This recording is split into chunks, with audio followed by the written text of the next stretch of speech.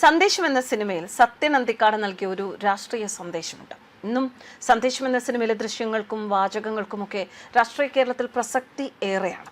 സതീശൻ മുഖ്യമന്ത്രിയാകുന്നതിനെക്കുറിച്ച് സത്യൻ അന്തിക്കാട് കുറിച്ച ഒരു പോസ്റ്റ് പ്രേക്ഷകർക്ക് മുന്നിൽ അവതരിപ്പിക്കുകയാണ്. അദ്ദേഹം പറയുന്നു, ഇന്നത്തെ കേരളത്തിന് വേണ്ടത് സതീശന്റെ നേതൃത്വമാണ്. വർഗീയതയ്ക്കെതിരെ മടിയില്ലാതെ സംസാരിക്കുന്ന കോൺഗ്രസ്കാരനാണ് വി.ഡി. സതീശൻ.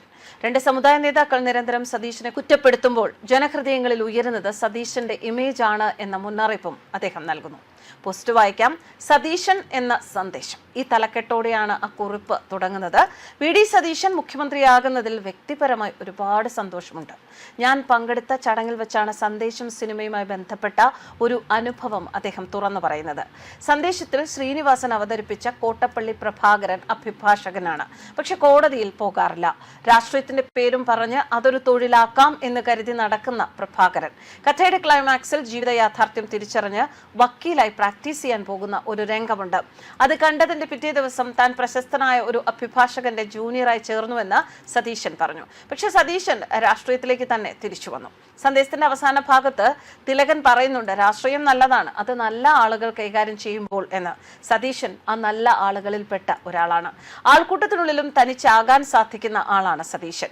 പാതിരാത്രി വരെ നീളുന്ന പരിപാടികളില്ലാത്ത ദിവസം ഉറങ്ങുന്നതിന് മുൻപ് 100 പേജെങ്കിലും വായിക്കാൻ ശ്രമിക്കാറുണ്ടെന്ന് അദ്ദേഹം പറഞ്ഞിട്ടുണ്ട്.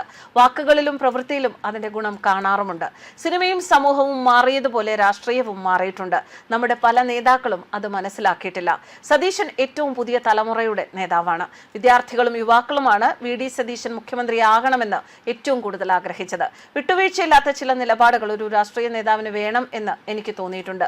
കോൺഗ്രസിൽ അത് സതീശനിൽ മാത്രമേ ഇന്ന് കാണുന്നുള്ളൂ. വർഗീയതയ്ക്കെതിരെ മടിയില്ലാതെ സംസാരിക്കുന്ന കോൺഗ്രസുകാരനാണ് വി.ഡി. സതീശൻ. രണ്ട് സമുദായ നേതാക്കൾ നിരന്തരം സതീശനെ കുറ്റപ്പെടുത്തുമ്പോൾ ജനഹൃദയങ്ങളിൽ ഉയരുന്നത് സതീശന്റെ ഇമേജാണ്. രമേശ് ചെന്നിത്തലയോടും വ്യക്തിപരമായി ഒരുപാട് ഇഷ്ടമുണ്ട്. പക്ഷേ ഇന്നത്തെ കേരളത്തിന് വേണ്ടത് സതീശന്റെ നേതൃത്വമാണ്. സന്ദേശത്തിന്റെ സന്ദേശം പൂർണ്ണമായി ഉൾക്കൊണ്ട ഒരാൾ കേരളത്തിന്റെ മുഖ്യമന്ത്രിയായി വരുന്നു എന്നത് പറഞ്ഞറിയിക്കാനാവാത്ത സന്തോഷമാണ്. അത് പങ്കിടാൻ ശ്രീനിവാസനൊപ്പമില്ല എന്നത് ചെറുതല്ലാത്ത സങ്കടവും. നമുക്കറിയാം, നമ്മൾ സന്ദേശം എന്ന സിനിമയിലൂടെ ഒരുപാട് രാഷ്ട്രീയ പാഠങ്ങൾ, ഒരുപക്ഷെ രാഷ്ട്രീയത്തെക്കുറിച്ച് ഒന്നും അറിയാത്തവർ ഇതൊക്കെയാണ് രാഷ്ട്രീയത്തിലെ ഉള്ളുകളികൾ എന്ന് മനസ്സിലാക്കിയത് സന്ദേശം എന്ന സിനിമയിലെ ചില സന്ദേശങ്ങളിലൂടെ അല്ലെ ചില സീനുകളിലൂടെ ഒക്കെ ആയിരുന്നു. അതുകൊണ്ട് തന്നെ സത്യൻ അന്തിക്കാടിനും ആ സന്ദേശം എന്ന സിനിമയ്ക്കും എക്കാലത്തും പ്രാധാന്യം ഏറെയാണ്. ഇപ്പോൾ സത്യൻ അന്തിക്കാട് വി.ഡി. സതീശനെ കുറിച്ച് ഇത്തരത്തിലൊരു വിശകലനം നടത്തുമ്പോൾ ആ വിശകലനത്തിൽ എത്രമാത്രം സത്യമുണ്ട് എന്നുള്ളത് പൊതുസമൂഹത്തിന് മനസ്സിലാകും. എന്തായാലും സതീശൻ എന്ന ഇദ്ദേഹം പറഞ്ഞതുപോലെ, സത്യൻ അന്തിക്കാട് പറഞ്ഞതുപോലെ, രാഷ്ട്രീയക്കാരിൽ നല്ല ആൾക്കാർക്ക് പറ്റിയതാണ് രാഷ്ട്രീയം എല്ലാവർക്കും പറ്റിയതല്ല, നല്ല ആളുകൾക്ക് പറ്റിയതാണ് രാഷ്ട്രീയം എന്ന് അത്തരത്തിലൊരാളാണ് സതീശൻ എന്ന് അദ്ദേഹം സൂചിപ്പിക്കുന്നുണ്ട്.